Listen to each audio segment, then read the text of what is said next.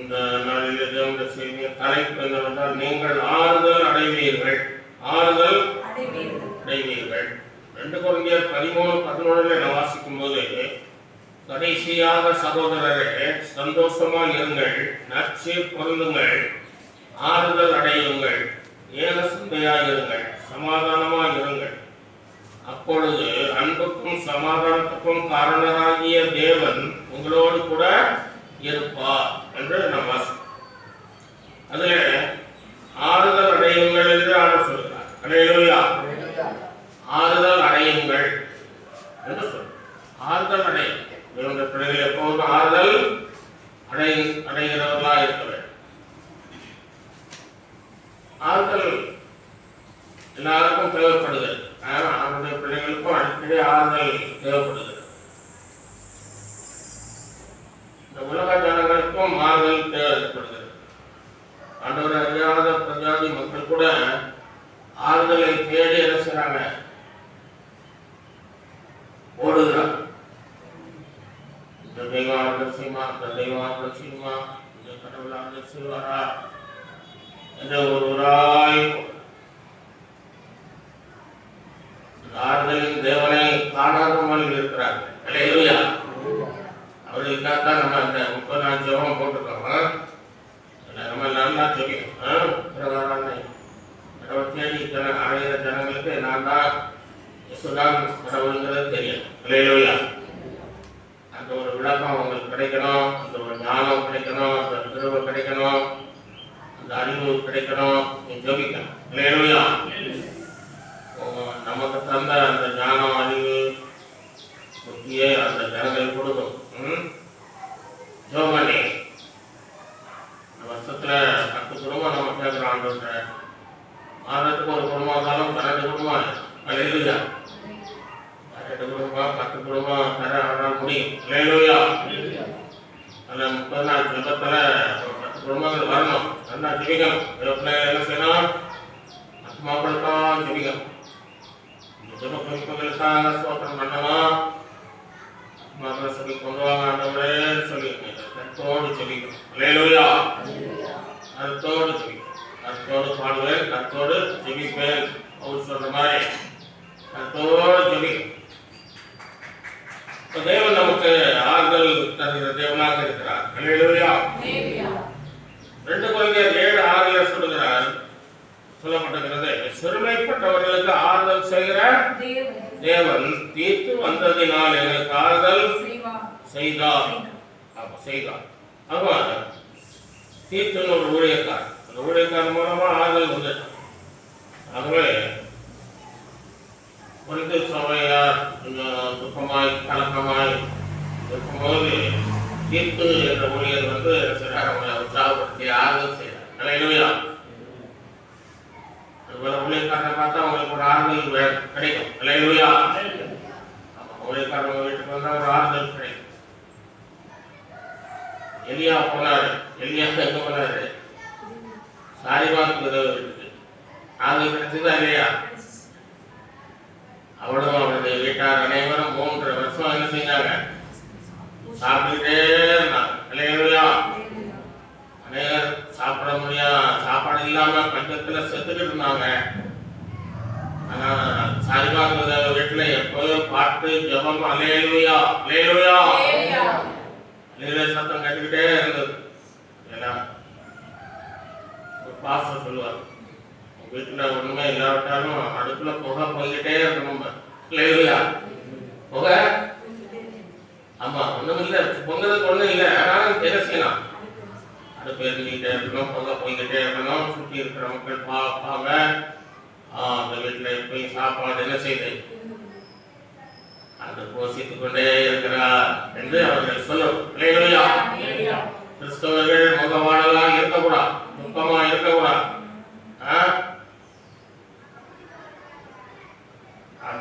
இயேசு சொன்னார், நிமிர்ந்து நடவுங்கள், நிமிர்ந்து நடங்க. நிமிர்ந்து அவர்கள் இல்லாமல் இருந்தால்தான் நிமிர்ந்து நடக்க முடியும். அல்லேலூயா. நிமிர்ந்து நடக்க முடியும். அதனால அவர்கள் இல்லாமல் நிமிர்ந்து நடக்கும். தேவன் யாருக்கெல்லாம் ஆறுதல் செய்கிறார்? மத்தேயு 5:4 நாம் வாசிக்கும் போது துயரப்படுகிறவர்கள் பாக்கியவான்கள், அவர்கள் ஆறுதல் அடைவார்கள். துயரப்படுகிறவர்களுக்கு அவர் ஆறுதல் செய்கிறவராக இருக்கிறார். ஒரு விதவை துயரப்பட்டார். அந்த கணவன் மறித்து போன போது நிறைய கடன் வாங்கி வச்சுட்டு மறிச்சுட்டாரு. அதனால கடன்களெல்லாம் அடைக்க முடியல. கடன்காரங்க ரொம்ப தோலை பண்றாங்க. என் பிள்ளைகள் 2 பிள்ளைகள் இருக்கிறாங்க, வாலிப பிள்ளைகள், ஆண் பிள்ளைகள். அவங்களை படிச்சுட்டு போங்க, அவங்க எங்களை செய்யறாங்கன்னு சொல்லும் போது எலிசா பற்றி சொன்னாங்க. எலிசா இருக்க என்ன இருக்கு அப்படின்னு கேட்டார். ஒரு கூட என்ன இருக்குன்னா, அதை வீடுகளெல்லாம் போய் பாத்திரங்களை வாங்கி என்ன செய்யும், அதை நிரப்பி வீட்டுல போய் கதவை போட்டுட்டு நிரப்பு அப்படின்னு சொன்னாங்க. அது மாதிரி செய்யலாம். அலையிலுயா செய்த போது அப்படியே கடன் பாத்திரங்கள்லாம் நிரம்பிட்டு கடன்லாம் அடைபட்டு விட்டது. அலையிலுயா சரிங்களா. ஆண்டவர் துயரப்படுகிறவர்களுக்கு ஆறுதல் செய்கிறவராக இருக்கிறார். அலையிலுயா. நாயின் ஊருக்கு இயேசு கிறிஸ்து போறார். நாயின் சொன்னா மகிழ்ச்சி, சமாதானம், ஆறுதல் என்று அர்த்தம். நாயின் என்று சொன்னார். ஆனா அந்த ஊர்ல ஆண்டு போகும்போது ஒரு அம்மா என்ன பண்ணுது, அழு. அவருடைய கணவன் சில வருடங்களுக்கு முன்பாக மறித்து போனார். அப்புறம் அந்த மகன் இருந்தான். மகனாவது நமக்கு ஆற்றல் செய்வான் என்று சொல்லி அவனையே நம்பி இருந்தார். அவனும் சில வருடங்களிலே மறித்து போனான். அந்த குடும்பத்துக்கு என்ன செய்யல, அவள் ஆறுதல் செய்ய யாரும் இல்லை. அவள் அழும்போது ஆண்டவர் அந்த ஊருக்கு வாசலில் வரும்பொழுது வாழையை கண்டார். அம்மாவையும் அழுதுட்டு வர அம்மாவையும் பார்த்தார். அழாது என்று சொல்லி அந்த அம்மாவை பேசி பலப்படுத்தி அந்த பாடையை நிறுத்த சொல்லி பாதிவரை எழுதுறது. அலையிலூயா. அந்த விதவையின் துக்கத்தை சந்தோஷமாய் மாற்றினார். அலையிலூயா. அவளுக்கு ஆறுதல் செய்தார். துயரப்பட்ட அவளுக்கு என்ன செய்தார்? ஆறுதல் செய்தார். துயரப்படுகிறவர்கள் ஆறுதல் அடைவார்கள். ஆண்டவர் எப்படியெல்லாம் ஆறுதல் கொடுக்கிறார் என்று நாம் பார்க்கிறோம். எப்படியெல்லாம் கொடுக்கிறார், யார் மூலமாலாம் கொடுக்கிறார்கள்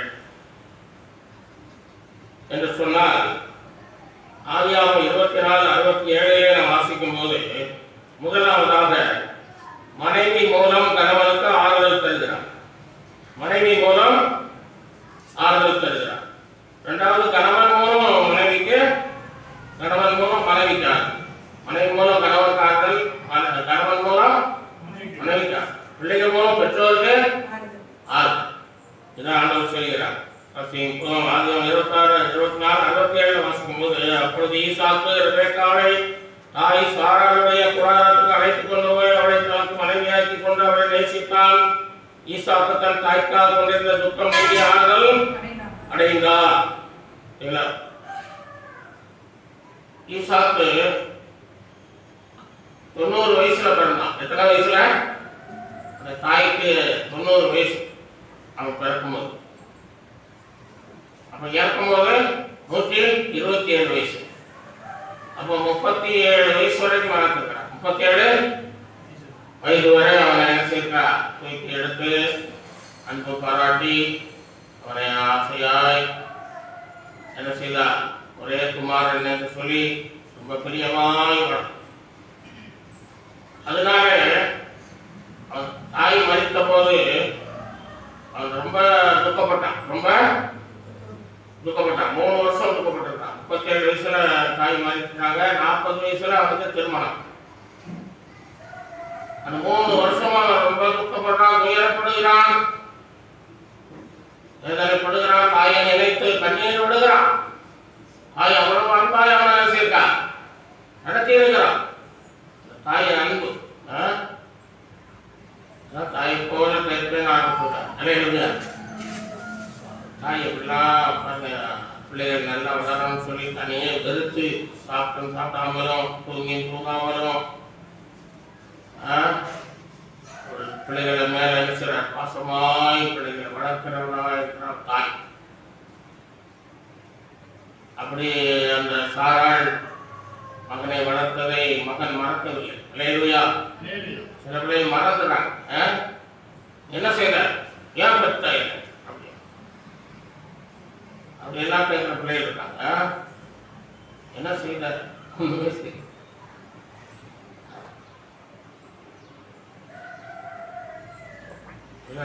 மனைவி கூட சில சொல்லுவாங்க, இணையா செய்தார், என்ன செய்த. அப்படியே பிள்ளைகள் இருக்கும்போது ஈசாக்கு ஒரு நல்ல மனுஷன். அல்லேலூயா. ஈசாக்கு நல்ல மனுஷன், கர்த்தரை அதிகமாக தேடுகிறார். அல்லேலூயா. அந்த தாய் சாராள் நல்லா ஆண்டவரை பற்றி நல்லா சொல்லி கொடுத்துருக்கிறான். தூக்கி வளர்த்தது மட்டுமல்ல, ஆண்டவரை நல்லா சொல்லி கொடுத்தான். அதனாலதான் ஈசாக் யாக்கோபு அவனுடைய மகன் யாக்கோபு ஜெபம் பண்ணும்போது என்ன சொல்றாரு? ஈசாக்கின் பயபக்திக்கு உரியவரே என்று ஆண்டவரை அழைக்கிறார். அல்லேலூயா. ஈசாக் அவ்வளவு பயபக்தியா ஆண்டவர் தேங்கிறார். அது கூட இருந்து பார்க்கிறான். அல்லேலூயா.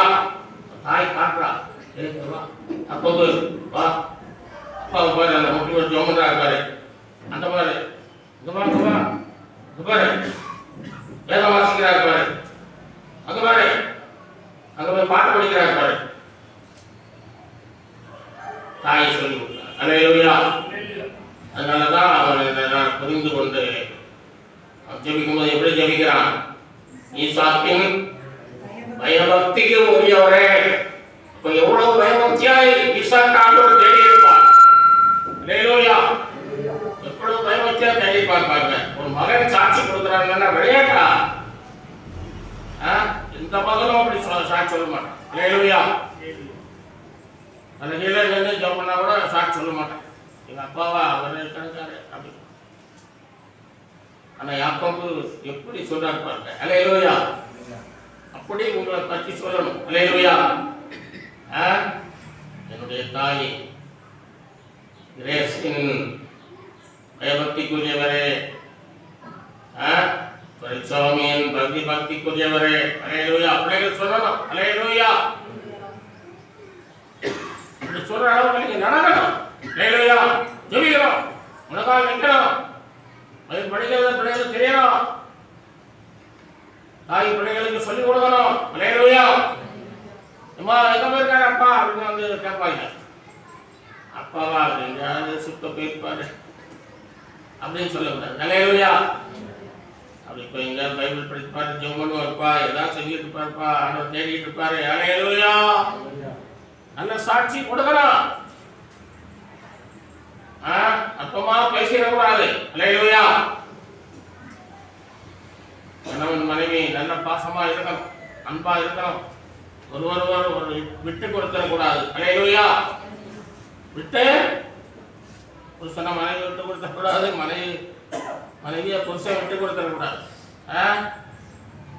அப்போ நம்ம இதுல இருந்து என்ன பார்க்கணும்னா, அந்த ரெபெக்காள் வந்தபோது சாராள் மரித்து 3 வருஷம் கழிச்சு யார் வரா? ரெபெக்காள் அந்த வீட்டுக்கு வருகிறார். அவளிடத்துல அவன் சொல்லியிருப்பான், எங்க அம்மா எப்படிலாம் என்னை வளர்த்தாங்கன்னு சொல்லியிருப்பான். அல்லேலூயா. அப்ப அவள் சரி நீங்க கவலைப்படாதீங்க, நான் இருக்கிறேன். அல்லேலூயா. நான் உங்களை தாயோட அதிகமா பாத்துக்கிறேன். அல்லேலூயா. அதிகமா உங்களை நேசிக்கிறேன் அப்படின்னு சொல்லி அவனுக்கு ஆறுதல் சொன்னாள். அவன் துக்கம் நீங்கி ஆறுதல் அடைந்தான். அல்லேலூயா. எவ்வளவோ அன்பா இருந்த பார்ப்பாங்க. மனைவி புருஷனிடத்தில் எப்படி இருக்கிற அன்பாய் இருக்கும். அம்பா இருக்கக்கூடாது, அம்பா இருக்கக்கூடாது, அன்பா. அல்லேலூயா. மனைவினாலே புருஷன் ஆறுதல் அடைய வேண்டும். அல்லேலூயா. தலைப்பு ஆறுதல் அடையுங்கள். யாரால் ஆறுதல் நமக்கு கிடைக்கிறது? இயேசுவால் ஆறுதல் கிடைக்கிறது. இரண்டாவது மனைவி மூலம் கணவனுக்கு ஆறுதல் கிடைக்கிறது. இங்க அநேக குடும்பங்களில் இன்றைக்கு அன்பு இல்லாததுனால வாழ்க்கை கசந்து போய் பிரிந்து போய் அவர் வித்தியாசமாய் வாழ்ந்து கொண்டிருக்கிறார்.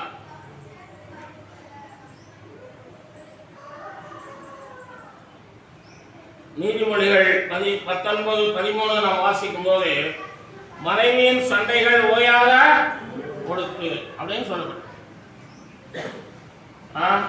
புருஷனுடைய சண்டைகள்னு சொல்லல. அல்லேலூயா. புருஷன் எவ்வளவு சண்டை போட்டாலும் அது வீட்டுக்கு தலைவராக இருக்கிறனால அது பெருசாக ஆண்டவர் எடுத்துக்கிறது இல்லைன்னு. ஆனால் ஆண்டவர் என்ன சொல்றாரு பாருங்க, மனைவியின் சண்டைகள் ஓயாத கொடு. ஒரு வீடு ஓயாம ஒழுகிட்டே இருந்தா நம்ம எவ்வளவு கஷ்டமா இருக்கும் மழைக்காலத்தில். அதுபோல வீட்டில் மழை பெய்து என்ன செய்யணும், ஒழுகிட்டே இருக்கக்கூடாது. மழை பெய்து ஓயணும். அல்லேலூயா. கணவனை எப்போதும் மனைவி குற்றம் சாட்டிக் கொண்டே இருந்தால் அந்த குடும்பத்தில் ஆறுதல் இருக்காது. அல்லேலூயா. எப்போதும் குற்றம் சாட்டிக் கொண்டே இருக்கக்கூடாது. அப்படி குற்றம் சொல்லி சொல்லி சொல்லி சில சகோதரர்களுக்கு அப்படி பழக்கமாக போயிடும். இப்போ பார்த்தாலும் குற்றம் சொல்லி கூட சொல்லி அப்படியே பழகிடுச்சுன்னா அந்த வீடு எப்படி இருக்கும்? சண்டை சச்சரவு, இப்போ பார்த்தாலும் பிரச்சனை நிறைந்த வீடாக, ஒரு சமாதானமற்ற வீடாக இருக்கும். நம்ம 30 நாட்கள் உபவாச ஜெபத்தில் என்ன பண்ணுகிறோம்? நம்முடைய வீடு குட்டி குட்டி பரலோகமாக இருக்கணும் உங்க வீடு. அல்லேலூயா. சண்டை சச்சரவுகள் வந்து கொண்டு இருக்கக்கூடா. இப்போ பார்த்தாலும் பிரச்சனை குறை சொல்லி இருக்கக்கூடாது. மனைவிமார் எப்போதும் குற்றம் சொல்லிட்டே இருந்தீங்கன்னா பிள்ளைகளும் பார்க்கும், பிள்ளைகளும் தாப்பனை நேசிக்காது போடாங்க. உனக்கு தெரியுங்க, தாப்பனை ஒரு பற்றி சொன்னா தெரியும்ப்பா, அம்மா சொல்லிச்சு, உன்னை பற்றி அம்மா சொல்லிச்சு, நீ என்ன பேசுற அப்படின்னு உன் பிள்ளைகள் ரொம்ப ஞானமா பேச ஆரம்பிச்சிருச்சு. இல்லையா? கடைசி காலம் பாருங்க. அதனால ஞானம் நிறைய காணப்படுது. அதனால அப்படி பிரச்சனைகள் வந்து கொண்டிருந்தால் அவருடைய கருத்து பரிமாற்றம் குறைந்துவிடும்.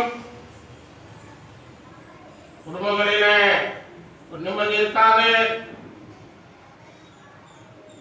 அவருடைய திருமண உறவு பாதிக்கப்படும். திருமண உடன்படிக்கை அது மீறுவதாகும். எனவே மனைவிமார் புருஷனை என்ன சொல்றாங்க, குற்றம் குறைகள் இருக்கத்தான் செய்யும். குறை இல்லாத மனிதன் இல்லை. அதனால தேவன் தான் குறை இல்லாத. அல்லேலூயா. குற்றம் இல்லாதவர் என்று ஆண்டவரை பற்றி சொல்லியிருக்கு. குற்றம் இல்லாதவர் எல்லாத்தையும் குற்றம். அதனால்தான் பைபிள்ல பார்த்தீங்கன்னா இயேசு குற்றம் இல்லாதவர் பரிசுத்தவானவர் என்று ஏன் சொல்கிறோம் என்றால், பார்த்தீங்கன்னா ஆபிரகாம்கிட்டே இருக்குது குறைகள் இருக்கு. அவதான் இதா முத்திதா ஆபிரகாம் தான் கொஞ்சம் குறைகள் இருக்கு. தாவீது எடுத்துக்கிட்ட அவர்கிட்ட ஒரு குறை இருக்கு. அதனாலதான் தேவன் குறையில்லாதவர். அல்லேலூயா. நிறைவான எப்போதும் குறைவுகளை நாம் பேசிக் கொண்டிருக்கிறார். 1 தீமோத்தேயு 2:11 வாசிக்கிறோம். ஸ்திரீயானவள் எல்லாவற்றிலும் அடக்கமுடையவளாய் இருந்து அமைதலோடு கற்றுக்கொள்ள கடவுள். 12ஆம் வசனத்திலே உபதேசம் பண்ணவும் புருஷன் மேல் அதிகாரம் செலுத்தவும் ஸ்திரீயானவளுக்கு நான் உத்தரவு கொடுக்கவில்லை. அமைதியாக இருந்து அவள் கற்றுக்கொண்டே இருக்க வேண்டும் என்று சொல்லப்பட்டிருக்கிறது. ஆகவே புருஷன் மேல் அதிகாரம் செலுத்தக்கூடாது. அல்லேலூயா. அன்பு செலுத்தணும். என்ன செலுத்தணும்? அன்பு செலுத்தணும். அதிகாரம் செலுத்தக்கூடாது. அன்புதான் செலுத்தணும். மனைவி புருஷனை அன்பால் சில எச்சரிப்புகள் கொடுக்கலாம். அன்பால் கொடுக்கணும். அல்லேலூயா. அன்போடு சத்துரு பசியா இருந்தால் அவனுக்கு ஆதாரம். அப்ப நம்ம வீட்லயும் வீட்டாரே சத்துருங்க ஆண்டவன் சொல்றாரு. வீட்டாரே சத்துரு இருப்பாங்க. கணவன்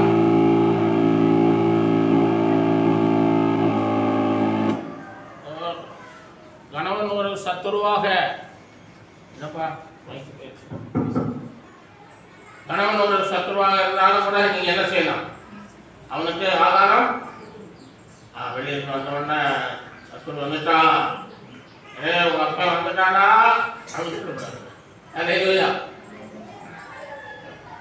வாங்க அத்தா என்று சொல்லுது. அல்லேலூயா. வாங்க அத்தா உட்காருங்க, என்ன இப்படி வேர்த்து விறுவிறுத்து வந்துருக்கீங்க, தண்ணியை குடிங்க, மோத்த கடுவுங்க, டீ போட்டு தட்டா அப்படின்னா என்னாயிரம்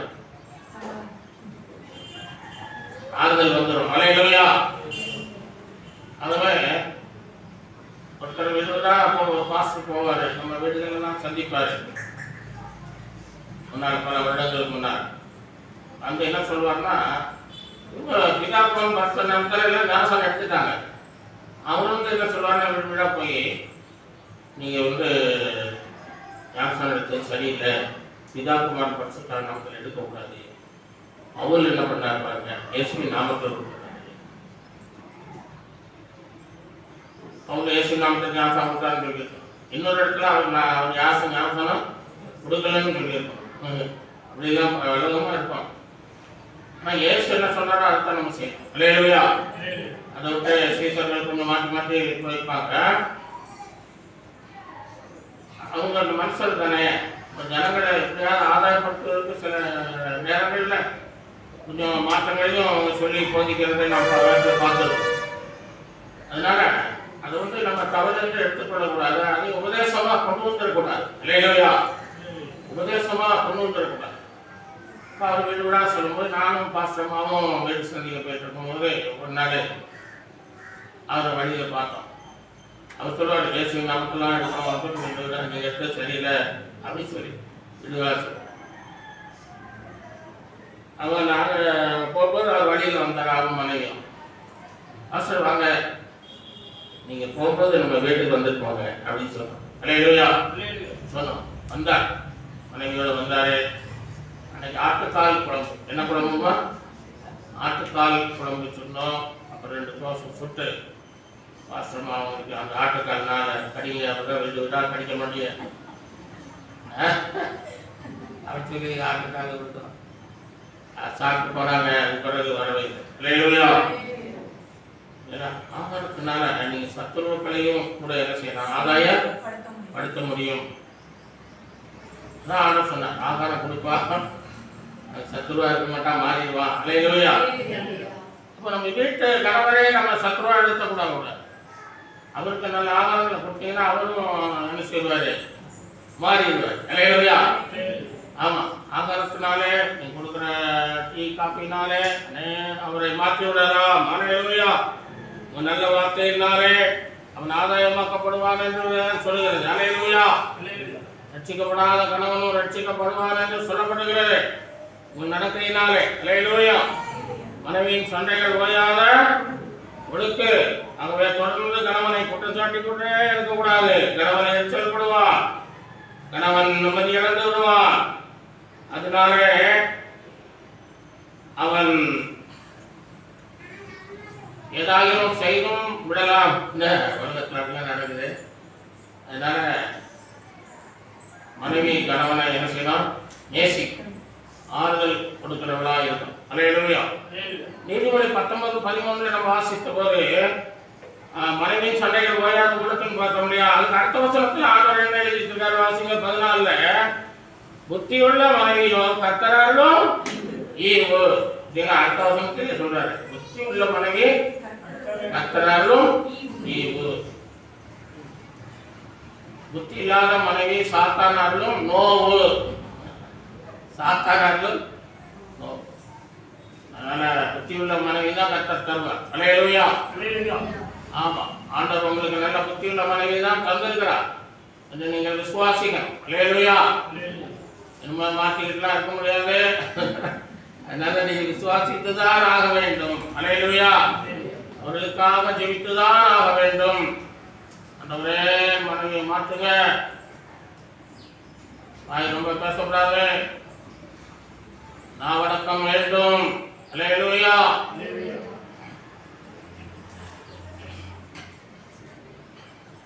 தேவன் கணவனை ஒரு ஈவாக கொடுத்தார் என்று மனைவி நினைக்கணும். அல்லேலூயா. ஆண்டவரே நீர் தந்த ஒரு ஈவு ஒரு வெகுமதி, ஒரு பரிசு என்று கணவனை நீங்கள் நினைச்சீங்கன்னா அந்த குடும்பம் ஒரு ஆறுதலின் குடும்பமாக இருக்கும். அல்லேலூயா. ஆமாம், நாம் அடுத்த வீடுகளையே பார்த்து கொண்டு நம்முடைய கணவனை குறை சொல்லக்கூடாது. அல்லேலூயா. குற்றம் சொல்லக்கூடாது. குறை பேசிக்கொண்டே காலங்களை தள்ளிவிடக்கூடாது. அது ஒரு கெட்ட பழக்கம். அதை மாற்றிக்கொள்ள வேண்டும். அல்லேலூயா. மாற்றிக்கொள்ள நல்லது. நீதிமொழி 31:27 வாசிக்கும் போது தன் வீட்டு காரியம் எப்படி நடக்கிறது என்று எப்படி இருக்கிறார், கண்ணோக்கமாக இருக்கிறார் என்று எழுதப்பட்டிருக்கிறது. அல்லேலூயா. மனைவி என்ன செய்யலாம், வீட்டு காரியம் எப்படி நடக்கிறது என்று சொல்லி கண்ணோக்கமாக இருக்கணும். புருஷனுடைய குறையிலேயே கண்டுபிடிச்சுட்டே குற்றம் சொல்லிக் கொண்டே இருக்கக்கூடாது. வீட்டு காரியம் எப்படி நடக்கிறது என்பதிலே கண்ணோக்கமாக இருக்கணும், ரொம்ப கவனமா இருக்கணும். அல்லேலூயா.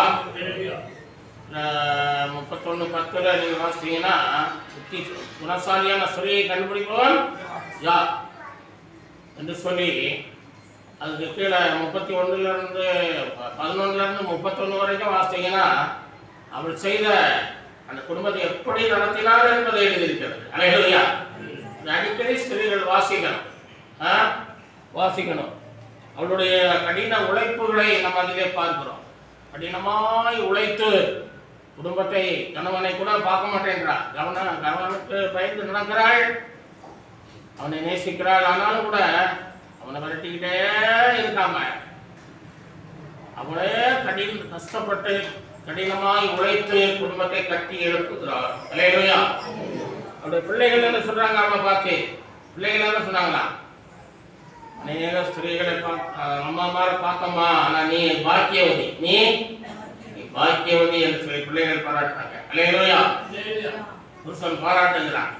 அப்படிப்பட்ட ஒரு ஸ்திரீயாக நாம் இருந்தால் நம்முடைய குடும்பம் ஆசீர்வாதமாக இருக்கும், மகிழ்ச்சியாக இருக்கும், ஆறுதலாக இருக்கும். அல்லேலூயா.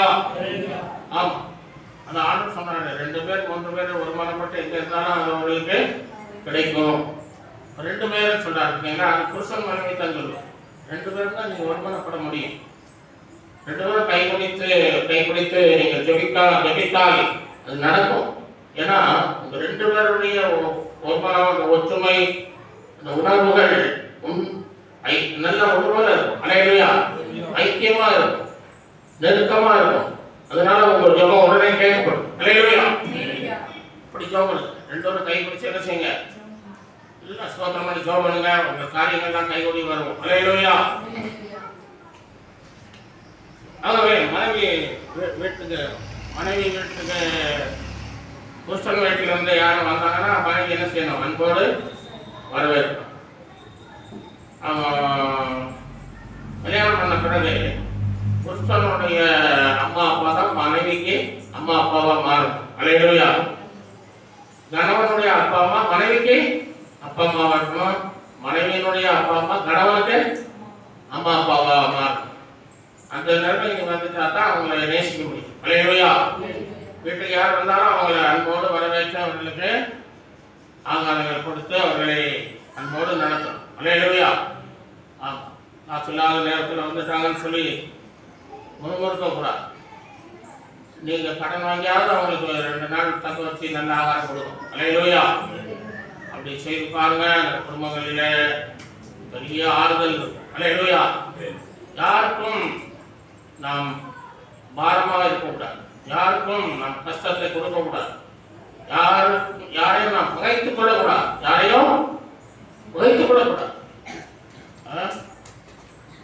சத்துருக்கள் இருக்கிறது கூட ஒரு ஆசீர்வாதம் நமக்கு வரும். அல்லேலூயா. சத்துருக்களையும் நாம் புகைத்துக் கொள்ளக்கூடாது. அப்படி நாம் அன்புள்ள பிள்ளைகளாக இருந்தால் கர்த்தர் நம்முடைய குடும்பங்களை ஆசீர்வதிப்பார். அல்லேலூயா. எபேசியர் 5:22 சொல்லப்பட்டிருக்கிறது, மனைவிகளே கர்த்தருக்கு கீழ்ப்படிகிறது போல உங்கள் சொந்த புருஷருக்கு கீழ்ப்படியுங்கள் என்று சொல்லியிருக்கிறார். ஒரு கல்யாணம் நடந்தது. கல்யாணத்துல புருஷன் கல்யாணம் முடிஞ்ச உடனே அவங்க தனி ரூம்ல அவங்கள வச்சு அவங்களுக்கு பால் பழமெல்லாம் கொடுத்தாங்க. சாப்பிட்டுட்டு பேசிட்டு இருக்கும்போது அவர் சொன்னார், புருஷன் சொன்னாரு, எனக்கு வேலை இல்லைம்மா, அதனால குடும்பம் ஆசைப்பட்ட குடும்பம் தான். அதனால நாங்கள் கல்யாணம் பண்ணி 2 நாளில் ஒரு மாடு ஒன்று வாங்கி நம்ம பால் கறந்து வியாபாரம் பண்ணலாம்னு நினைக்கிறேன். அதில் நல்ல ஆதாயம் கிடைக்கும். அப்புறம் இன்னொரு மாடு வாங்கலாம் என்று சொல்லி அதுக்கான மனைவிட்ட சொன்னார். சொல்லிட்டு சொன்னார், எங்கள் ஊர் சொந்த ஊருக்கு தான், எங்கள் வீட்டு எங்கள் அம்மா அப்பா அந்த 3வது தெருவில் இருக்காங்க. மாடு வாங்கின பிறகு பால் கறந்து எங்கள் அப்பா அம்மாவுக்கு என்ன செய்யணும், காலையிலே 1 லிட்டரை கொடுத்தோம்னா அது சண்டை வந்துடுச்சு. என்ன வந்துடுச்சு? சண்டை வந்து ஆளுக்கு ஒரு பக்கம் போயிட்டாங்க. இப்போ மாடு வாங்கல, பாலும் கறக்கலாம், இந்த சண்டை எடுத்துருச்சு. அதனால் நம்ம ஞானமாக பேசணும். அல்லேலூயா. மனைவி ஞானமாக பேசணும், புருஷன் ஞானமாக பேசணும். மனைவி புருஷனிடத்தில் ஞானமாய் நடந்து கொள்ள வேண்டும், புத்தியாய் நடந்து கொள்ள வேண்டும். அல்லேலூயா. அப்படிப்பட்ட குடும்பம் ஆசீர்வாதமாய் ஆறுதலின் குடும்பமாய் இருக்கும். அல்லேலூயா. அந்த மெட்ராஸில் பார்த்தீங்கன்னா தாம்பரம் ரயில்வே ஸ்டேஷனில் ஒரு அம்மா கிறிஸ்தவ பாட்டெல்லாம் படிக்கும். எல்லாம் இயேசுவே அழகாக படிக்கும். அந்த அம்மா ஒரு தள்ளுவண்டியில் உட்காந்துருக்கோம். அந்த அம்மாவுக்கு தொடுநோய். வர்றவங்களாம் ஏதாவது காசு இல்லை போடுவாங்க. கணவன் பக்கத்தில் இருப்பார். காலையில் அந்த அம்மாவை குளிப்பாட்டி துணியெல்லாம் ஊற்றி அந்த அம்மாவை அந்த வண்டியில் தூக்கி வச்சு அந்த ரயில்வே ஸ்டேஷனில் வந்து நிறுத்திடுவார். வரலாம் இந்த பாட்டை படிச்சுக்கிட்டே இருப்பார். இன்னும் சாயந்தரம் வரைக்கும் படிக்கும். நிறைய பாட்டு படிக்கும். அப்போ அவர் என்ன சொல்றாரு, இங்கே நிற்பார். நின்றுட்டு அந்த அம்மாவுக்கு வடையை வாங்கிட்டு வந்து ஊட்டுவார், டீ வாங்கிட்டு வந்து கொடுப்பாரு, மத்தியானம் சாப்பாடு வாங்கிட்டு வந்து ஊட்டுவார். இல்லைங்களா? எவ்வளோ பெரிய அன்பு. அல்லேலூயா. ஒரு அன்பை நம்ம அங்கே பார்க்குறோம். அல்லேலூயா. அப்படியே மனைவி புருஷன் அன்புள்ளவர்களாக இருக்க வேண்டும். அல்லேலூயா.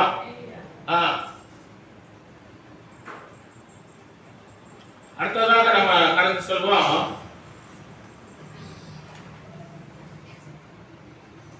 கணவன் மூலம் மனைவிக்கு ஆறுதல் வர வேண்டும். அல்லேலூயா. கணவனால் மனைவிக்கு ஆறுதல் தருகிறார் தேவன். இந்த ஆதியாகமம் 24:67 போல ரெபெக்காளை மனைவியாக்கி கொண்டு நேசித்தார் என்று எழுதப்பட்டிருக்கிறது. அதிலே நம்ம என்ன பார்க்கிறோம்?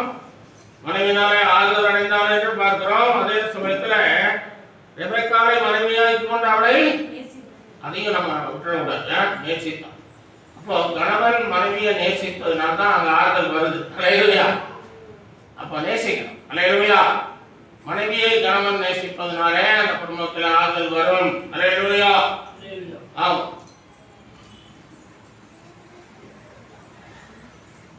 ஒரு நரிக்குறவன் ஒருவன் இருக்கிறான். பஸ்ஸில் பிரயாணம் பண்ணிட்டு இருந்தாங்க. நானும் உட்காந்துருந்தேன்.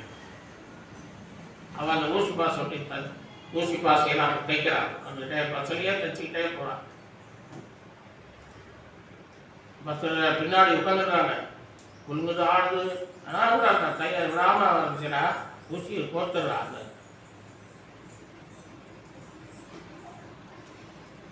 ஒரு டெய்லர் ஊசி கத்திரிக்கோலை வெட்டிட்டு தூக்கிட்டு அப்படின்னு போட்டான். மகன் பக்கத்தில் இருந்திருக்கான். அப்பா கத்திரிக்கோள் எவ்வளோ பெருசாக இருக்கு, அதை நீங்கள் டப்புன்னு தூக்கி போடுறீங்க, ஊசியை ஏன் அப்படி பத்திரமா வைக்கிறீங்க அப்படின்னு கேட்டான். ஊசியை தூக்கி போட மாட்டார்ல. அப்பா அவர் சொன்னாரா, ஏன்னா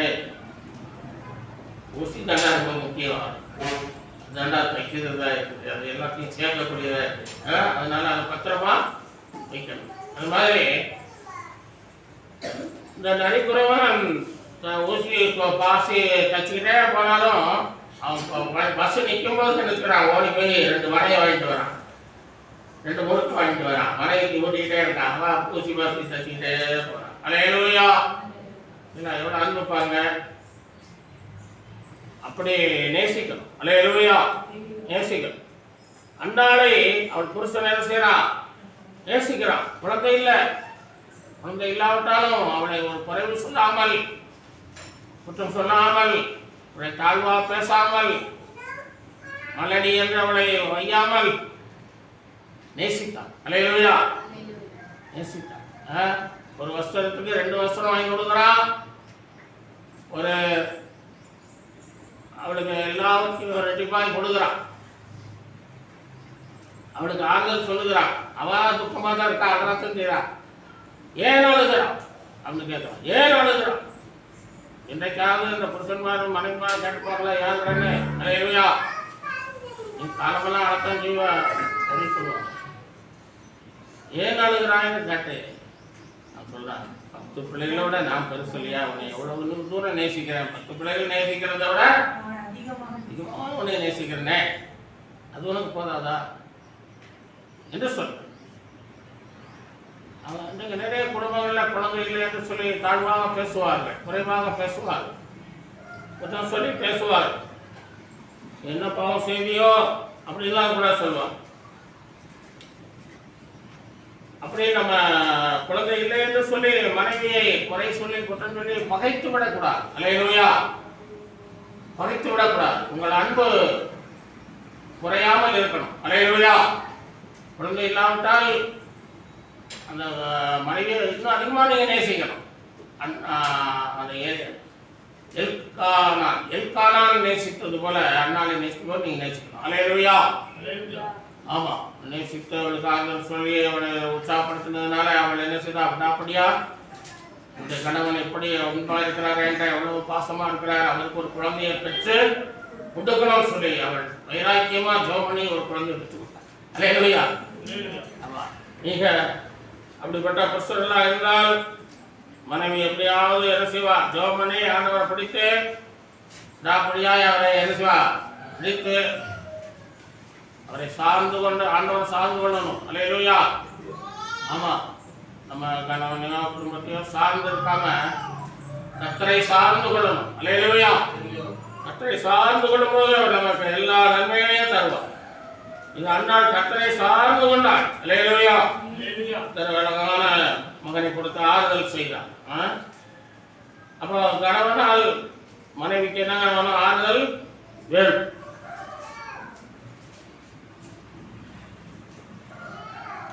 மனைவி வீட்டில் இருந்து எதுவும் கொண்டு வந்தாலும் கொண்டு வராவிட்டாலும் அன்பு குறையக்கூடாது. அல்லேலூயா. மனைவி வீட்டிலிருந்து ஒன்றும் கொண்டு வரல, அதை செய்யல அதை செய்யல அவங்க அப்பா அப்படிலாம் சொல்லக்கூடாது.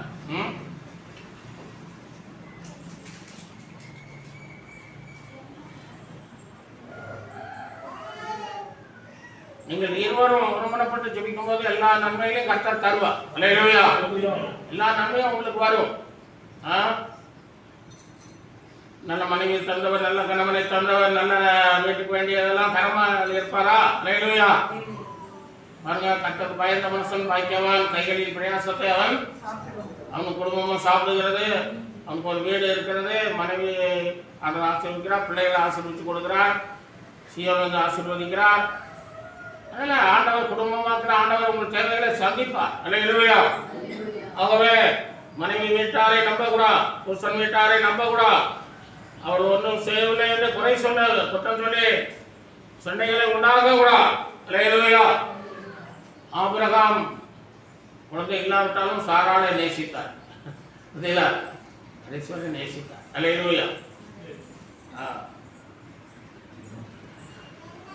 ஈசாக்கும் இப்படிதான் 20 வருஷம் குழந்தை இல்லைன்னாலும் ரெபெக்காவை நேசிக்கிறார். அல்லேலூயா. ராகேலுக்கு குழந்தை இல்லை, ஆனாலும் யாக்கோபு அவங்க மேல ரொம்ப பிரியம் வைக்கிறார். அல்லேலூயா. தாவீது முதல் கல்யாணம் பண்ணார் மீகாள், சவுலுடைய மகள். அவளுக்கு குழந்தையே கிடையாது. சாவு வரைக்கும் ஒரு சாபத்தை பெற்றுக்கொண்டாள். அதனால சாவு வரைக்கும் குழந்தை இல்லை. அதனால தாவீது அவளை வெறுக்கலை. அல்லேலூயா. வெறுக்கலை, ஒதுக்கலை. சவுல் இன்னொரு பர்சனுக்கு அவளை கட்டி கொடுத்துட்டார். சவுல் தாவீதை வெறுத்து வேறொரு கல்யாணம் பண்ணி கொடுத்தார். ஆனாலும் தாவீது ஆட்சிக்கு வந்த உடனே அவளை வீட்டுக்கு மறுபடியும் அழைத்து கொண்டு வந்தார். அல்லேலூயா. குழந்தை இல்லாமல் நேசித்தார். நேசிக்கணும். சகரியா இவர்களும் என்ன செய்தாங்க? வயதான காலங்களிலும் ஒருவர் நேசித்தார்கள். கர்த்தர் அழகான யோவானை கொடுத்தார். அல்லேலூயா. நேசிக்கணும், ஒருவர் நேசிக்கணும். ஆண்டவர் நம்மை பார்த்து சொல்றாரு, ஆண்டவருக்கு நம்முடைய சபையில் மக்கள்லாம் மனவாட்டிகள், நம்முடைய சபையில் மக்கள்லாம் மனவாட்டிகள், மனைவிகள். ஆனாலும் பெண்ணா இருந்தாலும் ஆண்டவருக்கு எல்லாம் நம்ம மனைவிகள். ஆண்டவர் என்ன சொல்றாரு உலக பாட்டில், என் பெரியமே, என் ரூபவதியே, என் உத்தமியே, என் புறாவே, உன்னில் பழுது ஒன்றும் சாட்சி கொடுக்கணும். அப்படியே புருஷன் மனைவிய உன்னில் எந்த ஒரு குறையும் இல்லைன்னு சொல்லணும். மனைவி புருஷன் பார்த்து நீங்க எல்லாத்தையும் நல்லா செய்றீங்கன்னு சொல்லணும். அலையா குறைகள் சொல்லக்கூடா, குற்றம் சொல்லி ஆறுதலை தடுத்து விடக்கூடா.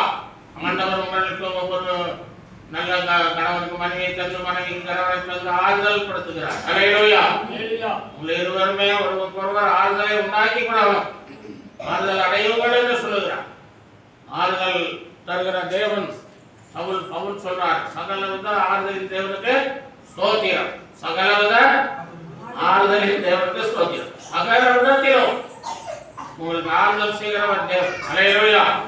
பிள்ளைகளால் ஆறுதல், பிள்ளைகளால் உங்களுக்கு ஆறுதல் செய்கிறார்.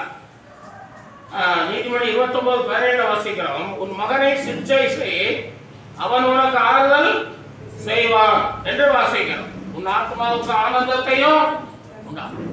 அப்ப மகன் உங்களுக்கு, பிள்ளைகள் உங்களுக்கு ஆறுதல் செய்கிறவர்களாக இருப்பார்கள். அல்லேலூயா. பிள்ளைகள் அப்படி இருக்காங்க, அப்படி இருக்காங்க, நீங்க கவலைப்பட வேண்டாம். ஜெபம் பண்ணும்போது அவங்களை ஆசீர்வதித்து உங்களுக்கு ஆறுதல் தருகிற பிள்ளைகளாய் மாற்றுவார். அல்லேலூயா. பிள்ளைகளால் உங்களுக்கு ஆறுதல் உண்டாகும். அப்படிதான் பைபிள் சொல்லுது. ஆனா நீங்க ஒண்ணு செய்யணும்னு சொல்றாரு. என்ன செய்யணும்னு சொல்றாரு? சிக்ஷை செய், அவன் உங்களுக்கு ஆறுதல் சிக்ஷை செய்யணும். நல்ல பையனை விட்டுறக்கூடாது. தினமும் ஒரு அடியாவது அடிக்கணும். அல்லேலூயா.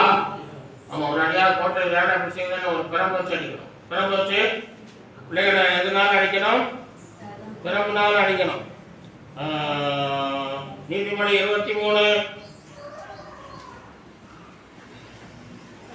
23:13 வாசியுங்கள்.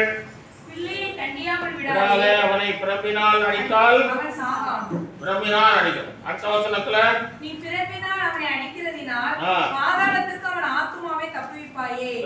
பிறப்பினால் அடிக்கணும். பிறப்பினால் அடித்தால் பாதாளத்துக்கு கூட போக மாட்டான். அல்லேலூயா. பரலோகத்துக்கு போவான்னு சொல்றார். அதனால ஒரு சின்ன ஒரு கம்பு வச்சுக்கணும். புளிய கம்பு வச்சுக்கிட்டீங்கன்னா புளிய கம்பு நல்லா ஒடியாது. சில நேரம் பிள்ளைகள் அப்பா கம்பு வச்சுருக்கான்னு பார்த்து ஒழிச்சு போட்டுருவாங்க. புளிய கம்பு ஒடியாது. அல்லேலூயா. ஆமாம், நம்ம இயேசுநாதர் ஒரு புளிய கம்புன்னு பாஸ் சொல்லுவார். புளிய கொம்பு, அவர் ஒடிந்து போக மாட்டார். அல்லேலூயா. ஆமாம், மற்ற தெய்வங்கள் எல்லாம் முருங்கைக்கொப்பு, மற்ற தெய்வங்கள் எல்லாம் முருங்கைக்கொப்பாக எழுதுகிறோம், ஒடிஞ்சிடும். அல்லேலூயா. இயேசு ஒழிந்து போக மாட்டார். புளிய விழாறு வந்து வலின்னு உரைக்கும். உடம்புல ஒரு லேசாக அடித்தா கூட வலின்னு வலிக்கும், சுளிர்னு வலிக்கும். அதனால அதை தான் பயன்படுத்துவாங்க எங்கள் அப்பாலாம். ஆமாம், நாங்களாம் நிறைய அடி வாங்கியிருக்கோம். அதனால தான் இன்னைக்கு ஒரு ஊழியக்காரனா இருக்கிறேன். அல்லேலூயா. ஸ்தோத்திரம். ஆகவே 22:15 நான் வாசிக்கும் போது, பிள்ளை என் நெஞ்சில் மதியனம் தண்டனையின் பிரம்பு அவனை தண்டனையின் தண்டனையின் பிரம்பு தானே போட்டிருக்கு. பிரம்பு அவனை விட்டு அவர் அந்த மதியனத்தை அதனால அடிக்கணுங்கிற, அதனாலதான் அடிக்கணும். அந்த மதியனம் இருக்கும் பிள்ளைகளுக்கு, அதெல்லாம் போறதுக்கு நீங்க அடி கொடுக்கணும். அல்லேலூயா. எல்லாம் சொல்ல கொடுக்கணும், அதை சொன்னதுல அடியும் கொடுக்கணும். பைபிள் அப்படி போட்டிருக்கா, அதான் அவனை அடிக்கிறேன்னு சொல்லணும். அல்லேலூயா. வசனங்களை எடுத்து பிள்ளைகளுக்கு கொடுக்கணும். இது பாரு இப்படி போட்டிருக்கு பாரு அப்படி சொல்லி அடித்தீங்கன்னா பிள்ளைகள் வந்து அப்பா கோவப்படுறாருன்னு சொல்ல மாட்டாங்க. அல்லேலூயா. இல்லைன்னா அப்பா சும்மா கோவப்படுவார் அப்படிம்பாங்க. உங்கள் சாட்சியை கெடுத்து போடுறீங்க. அல்லேலூயா. அப்படி ஆண்டவர் உங்களுக்கு தந்திருக்கிற பிள்ளைகளை தான் நீங்கள் ஜெபிக்கணும். எபேசியர் 6:4 வாசிக்கிறோம், பிதாக்களை நீங்கள் உங்கள் பிள்ளைகளை கோபப்படுத்தாமல் கர்த்தருக்கேற்ற சிற்சையிலும் போதனையிலும் அவர்களை வளர்ப்பீர்களாக என்று சொல்லு. கர்த்தர் கேட்ட போதனைகள் சிக்ஷைகளை கொடுக்கணும். நல்ல போதனைகளை பிள்ளைகளுக்கு சொல்லிக் கொடுக்கணும். குடும்பத்தில் தான் வைக்கணும். குடும்பத்தில் பிள்ளைகள் உட்கார வச்சு ஒரு போதனை, சின்ன போதனைகள் கொடுக்கணும். மனைவிக்கு ஒரு போதனை, பிள்ளைகளுக்கு ஒரு போதனை, நம்ம குடும்பம் எப்படி இருக்கணும், இடத்துல ஒரு குடும்பம் எப்படி இருந்தது அந்த இடத்துல நீங்கள் ஒரு போதனை, ஒரு சின்ன போதனை கொடுக்கணும். அல்லேலூயா. பிள்ளைகள் வந்து போதிக்கப்பட்டு வளருவாங்க. சிக்ஷைகள், நீங்கள் இன்னைக்கு கொஞ்சம் தப்பு பண்ணியிருக்கடா, முட்டி போட்டு என்ன செய், ஒரு அரை மணி நேரம் முட்டியில் நெல் அப்படி முட்டி போடு, கவனிட்டு வா, பைபிள் வாசி 5 அதிகாரம் வாசிக்கணும் அப்படின்னா ஒரு தண்டனைகளை நீங்கள் கொடுத்தீங்கன்னா பிள்ளைங்க என்ன சொல்லுவாங்க, கர்த்தர் கேட்ட சிக்ஷை, கர்த்தர் கேட்ட சிக்ஷைகளை கொடுக்கும். ஆகவே அப்படி இப்போ சொல்லும்போது பிள்ளைகளெல்லாம் கர்த்தரால் போதிக்கப்பட்டிருப்பார்கள், பிள்ளைகளுடைய சமாதானம் நம்ம கர்த்தரை போதிக்கிறார், உங்களுக்கு கூட தான் போதிப்பார். அல்லேலூயா. நேரடியாக வந்து போதிக்க மாட்டாரு, உங்களை கொண்டே பிள்ளைகளுக்கு போதனை கொடுப்பார். அல்லேலூயா. பெற்றோரால் பிள்ளைகள் போதிக்கப்படுவார்கள், சபையில் வரும்போது ஊழியக்காரரால் போதிக்கப்படுவார்கள், வேதம் வாசிக்கும் போது கர்த்தரால் போதிக்கப்படுவார்கள். அல்லேலூயா. ஆகவே உங்க பிள்ளைகள் எப்படி இருப்பாங்கன்னா 144:12 சங்கீதத்தில் வாசிக்கிறோம், எங்கள் குமாரர் இளமையில் ஓங்கி வளர்கிற விருட்ச கன்றுகளை போலவும் குமாரத்திகள் சித்திரம் தீர்ந்த அரண்மனை மூளை கற்களை போலவும் இருப்பார்கள். பாருங்க, மூளை கற்கள், அரண்மனையில் இருக்கிற கற்கள்லாம் எவ்வளவு விலையேறப்பட்டவைகள் பாருங்க.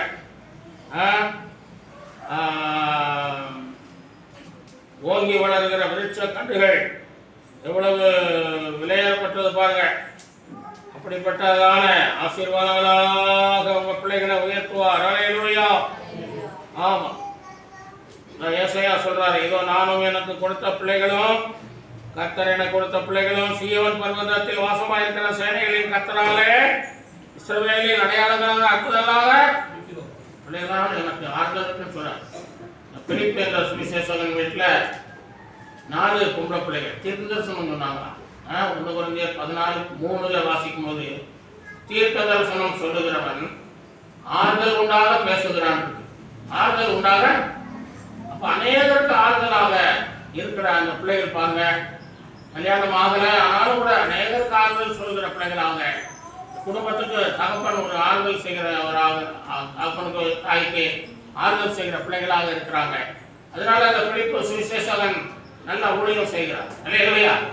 சந்தோஷமா ஊழியம் செய்கிறார். ஏன்னா பிள்ளைகளால ஒரு ஆறுதல், எல்லா பிள்ளைகளால உங்களுக்கு ஆறுதல் தருவார். அல்லேலூயா. அதனால கவலைப்படாதீங்க, பிள்ளைகளை வளர்க்க நேரத்தில் பார்த்தீங்கன்னா அது உங்களுக்கு ஆறுதல் செய்யும். அல்லேலூயா. நீதிமொழி 23:24 நீதிமன்ற தகப்பன் மிகவும் கை கூறுவான், ஞானமுள்ள பிள்ளையை பெற்றவன் அவனாலே அவனால் மகிழ்வார். இந்த பர்னபான் ஒருத்தன் இருக்கிறாங்க, ஆறுதலின் மகன் பேர். அவன் அர்த்தம் என்ன அர்த்தம்? பர்னபானா ஆறுதலின் மகன். அவன் பவுலான போது சீசர்லாம் பயப்படுவாங்க, இவன் கொலை செய்வாங்க, ரகசியமா நம்ம கூடவே இருந்து கொண்டுருவான், நம்மள உண்மையா ரட்சிக்கப்படலைன்னு சொல்லி நம்ப மாட்டாங்க. ஆனா பர்னபா அவனை சேர்த்து கொண்டு அவனுக்கு ஆதரவு கொடுத்து ஆகாரமெல்லாம் கொடுத்து தங்க வைப்பான். அல்லேலூயா. பார்த்தீங்களா? அப்புறம் பர்னபாவும் சேர்ந்து ஊழியத்துக்கு போவாங்க. அப்படி அங்கேயும் போய் ஊழியம் செய்த போது அநேக கத்திட்டமாய் திரும்பினார்கள் என்று வாசிக்கிறோம். அந்த பர்னபா பரிசுத்தாவி பெற்றவரும் அவன் நல்லவரும் அவன் விசுவாசத்தில் நிறைந்தவனுமாக இருந்தான் சொல்லப்பட்டிருக்கு. அல்லேலூயா. விசுவாசியா இருந்தவன் தான், விசுவாசியா இருந்தவன் தான். அப்போ அங்கே உள்ள ஜனங்களுக்கெல்லாம் ஆகாரம் திறமை போட்டு இருந்தாங்க. அந்த ஆகாரம் குறைஞ்சி போச்சு. அப்போ அதை செய்தாங்க, எல்லாரும் தங்களுக்கு இருந்த நிலங்கள் எல்லாம் கூட வைத்து வீடுகளை வைத்து அந்த காசுகள் கொண்டு வந்து அப்போ சொல்லி பார்க்க வச்சாங்க. அப்போ ரொம்ப கஷ்டம் வந்த போது மக்களுக்கு ஆகாரம் இல்லையே, சாப்பாடு கொடுக்கணுமே என்று சொல்லி இந்த பர்னபா என்ற ஆறுதலின் மகன் என்ன பண்ணா, போய் அவனுக்கு இருந்த நிலத்தை விற்று வீட்டை விற்று அப்போ சொல்ற பாதத்தில் கொண்டு வந்து அதை வச்சுட்டான். அதனால அதை என்ன செய்யறாங்க, அந்த பணத்தை வச்சு எல்லாரும் சாப்பிட்டாங்க. இல்லையா? அப்படி அநேக காரணங்களாக அவங்க காணப்படுகிறான் பர்னபா. அதுபோல நம்முடைய பிள்ளைகள் அநேக ஆறுதலாக இருப்பார்கள். அல்லேலூயா. நமக்கும் குடும்பத்துக்கு ஆறுதல், பெற்றோருக்கு ஆறுதல், பிள்ளைகளுக்கு ஆறுதல். ஆபிரகாமுக்கு மகன் ஈசாக்கு மூலம் ஆறுதல் கொடுத்தார், ஈசாக்குக்கு யாக்கோபு மூலம் ஆறுதல் கொடுத்தார், யாக்கோபுக்கு யோசேப்பை கொடுத்து ஆறுதல் கொடுத்தார். அல்லேலூயா. பார்த்தீங்களா, யாக்கோபுக்கு யோசேப்பை கொடுத்த போது அவர் யோசேப்புக்கு எப்ராயிம் மனாசே என்ற பிள்ளைகளை கொடுத்த போது வருத்தத்தை ஆண்டவர் மாற்றினார். என்னுடைய கவலை கண்ணீரை மாற்றினார் சொல்லி எப்ராயிம் மனாசே பேர் வச்சு என்ன செய்தான், ஆறுதல் அடைந்தான். அல்லேலூயா. அப்படி பிள்ளைகளை ஆறுதலாக கொடுக்கிறார். தாவீது தாய் தகப்பனை வயதான காலத்தில் என்ன செய்தார், மோவாப் தேசத்துக்கு அழைத்து கொண்டு போய் அரண்மனையிலே தங்க வைத்து ஆதரித்தார். இல்லைங்களா, தாவீது தாய் தகப்பனுக்கு ஆறுதலாக இருந்தார். பிள்ளைகள் தாய் தகப்பனுக்கு சின்ன வேலைகளெல்லாம் செய்து கொடுத்து ஆறுதலாக இருக்கணும். இல்லையா? ஆமாம், நான் செய்ய முடியாது, நான் படிக்கணும் அப்படின்ற கூடாது. படிப்பு ஒரு பக்கம் இருந்தாலும் வேலைகளே செய்து கொடுக்கணும். இல்லையா? ஆமாம். ஆகவே தாவீது மகன் சாலமோனால் ஆறுதல் பெற்றார். அல்லேலூயா. முன்னாலாவது நம்ம இருக்கிறோம், தேவ வசனத்தினால் நமக்கு ஆறுதல். ரோமரை 15 தேவ வசனத்தினால் உண்டாகும் பொறுமையினாலும் ஆறுதலினாலும் என்று நம்ம அதை வாசிக்கிறோம். ஆறுதல், தேவ வசனம் உங்களுக்கு ஆறுதல் தருகிறது. அல்லேலூயா. வேதத்தை நீங்கள் தினமும் வாசிக்கணும், அது உங்களுக்கு ஆறுதல் தரும். அநேக சபைகளிலே வேதத்தை சரியாக போதிக்கிறது இல்லை.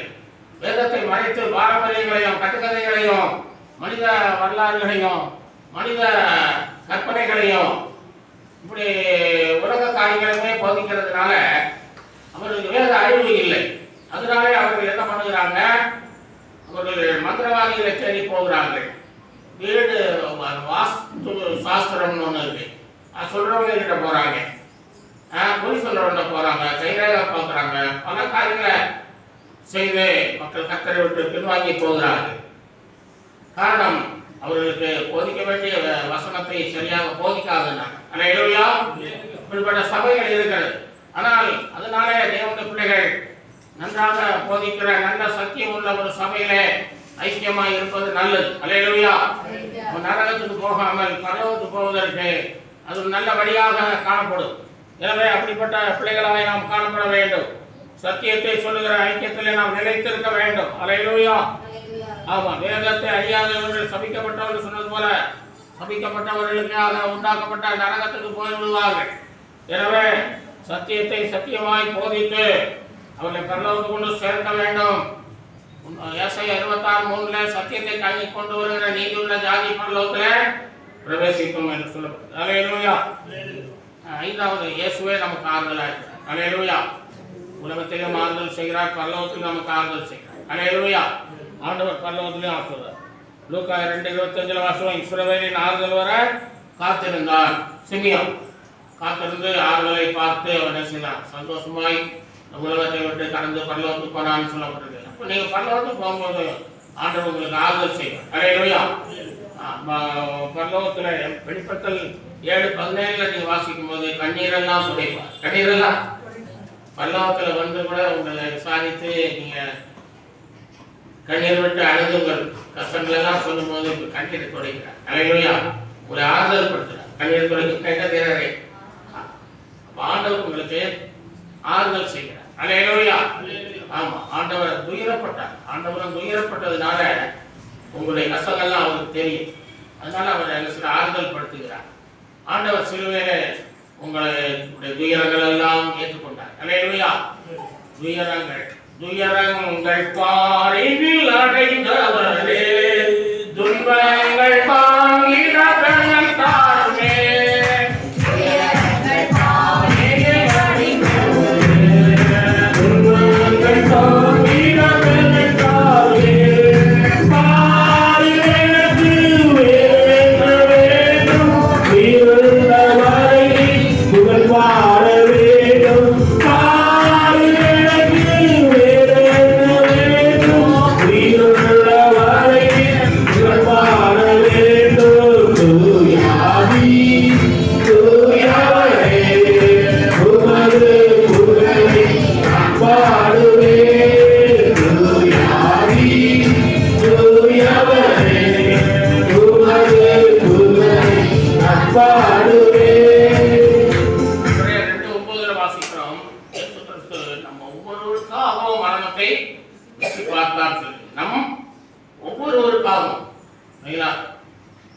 நம்ம சொல்றோம் ஆண்டவர் எல்லாருக்காகவும் மறித்தார், உலகத்துக்காக மறித்தார்னு பொதுவாக சொல்லுவோம். ஆனால் ஒவ்வொருவரும் எனக்காக மரித்தார் சொல்லும். அல்லேலூயா. எனக்காக இயேசு சிலுவையில் சுமந்தார், எனக்காக அடிக்கப்பட்டார், எனக்காக நோக்கப்பட்டார், எனக்காக ரத்தம் சிந்தினார் சொல்லும். அல்லேலூயா. எனக்காக மரித்து எனக்காக உயிர் தந்தார் அப்படின்னு நீங்க சொல்லணும். எனக்காக சொல்லணும். அல்லேலூயா. அப்படி சொல்லுகிறோமா? நம்ம ஒவ்வொருவருக்காகவும் மரணத்தை ருசி பார்த்தார். அல்லேலூயா. இந்த யூதாஸ் காரியத்தை திருவந்தெடுத்தான். திருவந்தெடுப்பவங்களுக்கு நீங்க ஆயத்தமா எடுக்கணும், நல்லா ஒப்பு கொடுக்கணும். யூதாஸ் காரியத்தை திருவந்த இடத்துல எடுத்தான். எடுத்துட்டு இயேசு மரிக்க முன்னாலே அவன் மறிச்சு போயிட்டான். இயேசு மரிக்க முன்னாலே அவன் மறிச்சிட்டான். ஏன் அவன் மறிச்சான்? அவன் தகுதி இல்லாமல் எடுத்ததுதான். தகுதி இல்லாமல் எடுத்ததுனால என்ன பண்ணணும்னு பைபிள் சொல்லப்பட்டது. அதனால தகுதி இல்லாமல் எடுத்ததுனால சிலர் பலவீனமா இருக்கிறார்கள், சிலர் வியாதி உள்ளவர்களா இருக்கிறார்கள், சிலர் நித்திரையும் அடைந்திருக்கிறார்கள், மறித்து போயிருக்கிறார்கள். அப்படின்னு தானே 13 இருக்குது. அதனால நம்ம நிதானமா அடையணும். அல்லேலூயா. அன்னை நிதானித்து அறிந்து எடுத்தால் நியாய தீர்ப்பு இல்லை. வியாதி இல்லை, மரணம் இல்லை, பலவீனம் இல்லை, உங்களுக்கு பலன் தான் கிடைக்கும். அல்லேலூயா. எல்லா ஆயுஷ்காலங்கள் கூட தான் கிடைக்கும். அதனால நல்ல தகுதியாக எடுக்கணும். கர்த்தருக்கு ஒப்பு கொடுப்போம். கர்த்தர் செய்வார். ஆமென்.